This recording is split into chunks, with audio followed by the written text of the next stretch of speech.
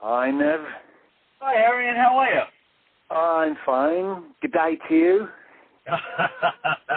Yeah, well, good evening, I should say. Dude, thank you so much for taking the time to join us on Rabid Noise. You're very welcome. Well, you're, of course, preparing for the release of the new Ayreon album, The Source, which is out on April 28th. And, man, what a monster of a record this is. You must be so stoked Thank you very much. You must be stoked how it's come out, especially since, feedback from the fans has also been pretty positive from what they've heard so far and stuff like that. Well, I know, man. I know. Usually, this is my insecure time. You just finish an album and then you have to wait like 3 months before it's released. And, the moment I finish the album, I think it's the best I ever did. I think it's the best album that was ever made. But then you have to wait 3 months and then, your confidence goes and it becomes like the worst album. And it's like, oh my God, how could I ever release this? But this time we put one of the songs on YouTube, the first song, The Day That the World Breaks Down, and reactions are totally amazing. Fans love it, and it's had over 300,000 views within a short time. And usually people bitch, on YouTube. It's like, oh, I hate this and fucking that, but this time it was all positive, and so yeah. And so far, I did a lot of promotion. People are excited about the album. The reaction on the first tracks are cool. So, yeah, I'm pretty confident this time. Awesome, man. And, of course, man, I'm a sucker for concept albums, which is, of course, your Okay, that's good. When it comes to finding the starting point for this kind of stuff, like, where do you even begin? Like, it seems like quite a task. I've always wondered with, musicians that set these massive concepts and these big arrangements and stuff. Like, where do you even begin? Like, it's baby steps. Really, it's. I would love to say that I have a huge master plan, but really I don't. It's really just a little idea on the guitar. It's like a chord sequence, or I whistle a little melody. If you would hear, I put it all on the cassette. If you would hear it, you would laugh. It's like, it's like what? That's the basis. And when I start, I don't even know what kind of project it will be. Usually I start out as a solo album, and then, I can never do that somehow, because then I think, I would love to hear another singer here, because I can't sing that. And so then slowly it transforms into a project, this time an Ayreon. Then I've got like 50 little ideas. I throw away 30 of them. I work on 20 of them. And slowly it starts developing. And slowly, they start inspiring me to come up with a story. Once I have the music finished and the story finished, then I look at my wish lists of singers, which is like 100 wish singers or whatever. I pick out like 10 or 20 which I think fit the story and fit the music, contact them, and then 10 of them will confirm. Then I divide these 10 singers over the album, and then the last step is to write the lyrics and the characters, and I even base the lyrics on the singers, on the personality of the singers. I even choose the characters based on the. So yeah, it's really just baby steps and just little parts, one note at a time. That's how it goes. It's such a massive concept that you've got too, and it just blows my mind. Especially, you've got, as you said, you've got all these amazing vocalists, Yes. and you've worked with some over the years that are just top of their game. On this one, everyone from James LaBrie, Floor Jensen, Simone Simons, Tobias Sammet, Russell Allen, Tommy Rogers, and even like Mike Mills, our own Mike Mills. I mean, that is a massive list of singers alone.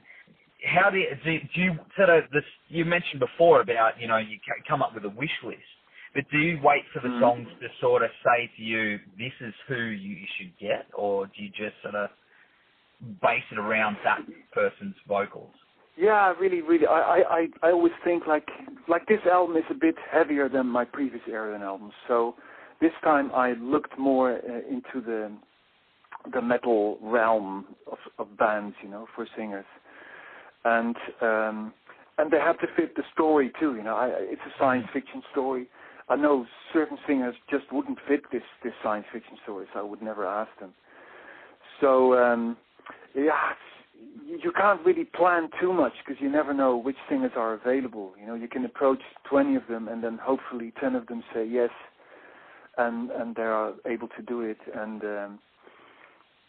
yeah, so basically that's the way it works. You know, it's all a matter of, well, I won't say coincidence, but maybe it's like contingency. You know, it's never a master plan. Was there anyone that you wanted to get this time around that didn't work out due to the scheduling or something like that? Like, it's always the case like that. You know, I think I always approach about 20 singers, and there's always some who can't do it, and there's even singers who do it, and that are just not good enough. You know, it happens. It's awful when that happens, but I really, you know, I want to be proud of every singer on the album, and often people ask me, like, who are you the proudest of? And really, I cannot answer that. You know, I only put it on the album when I'm 100% happy with it. And sometimes, you know, it's just not good enough. And no matter how big the name is who sang it, you know, it doesn't matter to me. If it's not good enough, it's not going to be on the album. So yeah, it happens. Is there course, someone I'm not going to mention names. Sorry.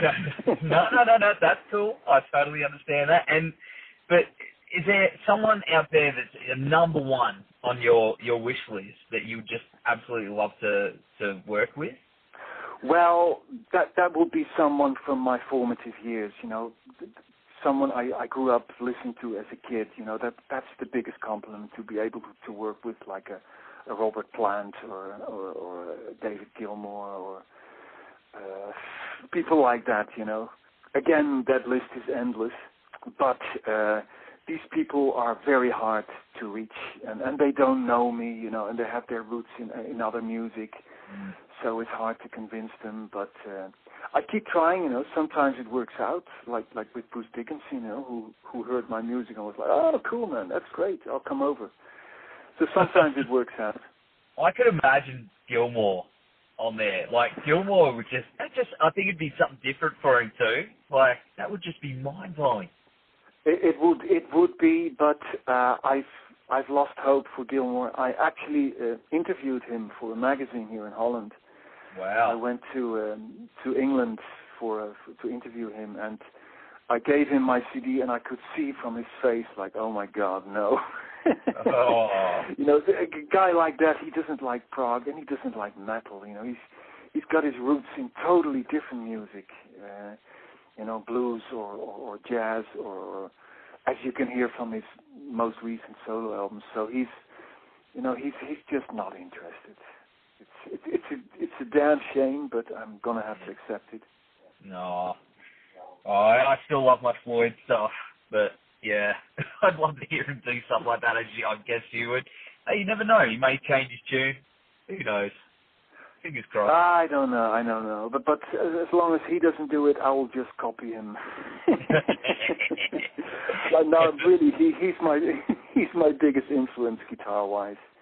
You know, I started out with liking Richie Blackmore and stuff like that, but at some point, you know, just the notes that Gilmour chooses, you know, and combining blues with melody and stuff like that. I think his playing had like the biggest impact on my own playing. Oh man, I can hear it. I can actually hear that in there too. So, I know, and it's funny you mention that. Like, I've been on the biggest Floyd kick of late. Like, it's been a little while, so I've just been going back through all the albums, and then Gilmour. Shreds. I know. I mean, it's like the four notes in Shine On You Crazy Diamond, you know. Yeah. They still give me goosebumps. I remember seeing that live, you know, and it's like goosebumps all over my body. It's like, come up with four notes, you know. You don't have to play a million notes. It'll be brilliantly technically. It's just there, you know. It's amazing. Oh, unreal, man. Absolutely unreal. Well, The Source is part of a much bigger storyline and prequel to 01011001. Try to say that. Yes. 5 times fast. If a Hollywood producer or even Netflix came to you with a truckload of money to your house and said, right, go pick a director of your choice and your cast of your choice to make this concept into a movie, who would you get? Who would be on your list? Oh, man. Someone like David Lynch, maybe, or even go all the way with people like Spielberg or Lucas, or something big, bombastic. I mean, Lynch did it with Dune, of course. Kubrick is unfortunately impossible. Oh man, I would have to think about that. So one of those big epic sci-fi guys, It'd be unreal. Would you, if you did it though, would you do it as a musical with the music? I'm not sure if my stories hold up without the music somehow. It's for me, the story is still an extra dimension. The music is still more important. So I'm not sure if my stories are strong enough for that. But I always loved Jesus Christ Superstar. Of course the original album with Ian Gillan, but also the movie version with Ted Neely, where they were singing. So that was cool too. Usually I don't like people singing and dancing in movies. I don't like it. But let's say singing, no dancing allowed. No one's really done like a big sort of theatrical space sci-fi opera. It's true. Yeah. It's something that I think Hitchhiker's Guide. No, I don't think so. No, It's about time, man. Yeah, damn right. Yeah, I wish I had the money, but man, stuff like that costs millions and millions, especially sci-fi, with all the effects and stuff. Oh, yeah, absolutely. But it's about time. You're right. So anyone who's listening to this, So down for that. I'd be so down for that. And I heard that you're a bit of a comic reader too. Is that right? Yeah. Actually, I never read a book in my life, I'm ashamed to say. But I always loved comics. I think I started with like Spider-Man and stuff like that. And Creepy, I was crazy about Creepy, that one? It had all these short stories, short horror stories. Creepy and eerie and, fantastic. Are you still a reader of comics? No, I never read anymore. No, it's all music now. It's all music and TV series. So what's like Stranger Things? Is that on your to watch list? Oh yeah, loved it. Yeah. And I just finished watching Black Mirror. Which is cool. It's short stories. It's about technology, going bad. British series. I think the Americans took over now, and it's got 3 seasons already. You should check it out. It's got some very cool stories in there. I have to, absolutely. Everyone's talking about it, and I'm so far behind. So I know. It's hard to keep up, but the music and obviously. I know. Balance. Well, you're going to be playing 3 sold-out shows, I believe, in September, which looks like it's going to be one hell of... Man, that's quite special, man. I can imagine it's quite a task to prepare for the shows, even though it's still a fair while away. Where are you at the moment when it comes to, getting it all ready to roll? Are you jamming yet, or...?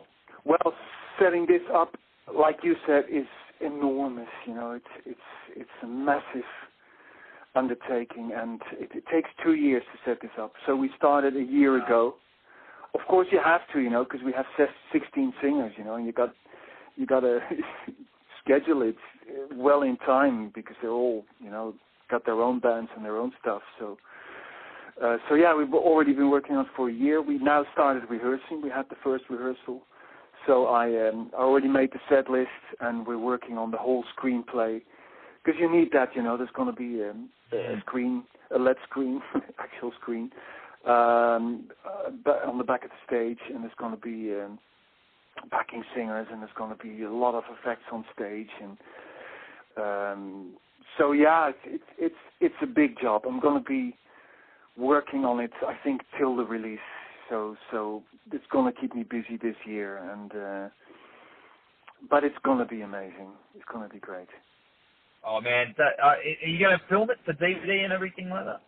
Definitely, yeah. The first 2 shows will be filmed with like 30 cameras or something for Blu-ray, DVD. So absolutely, we'll take care of that.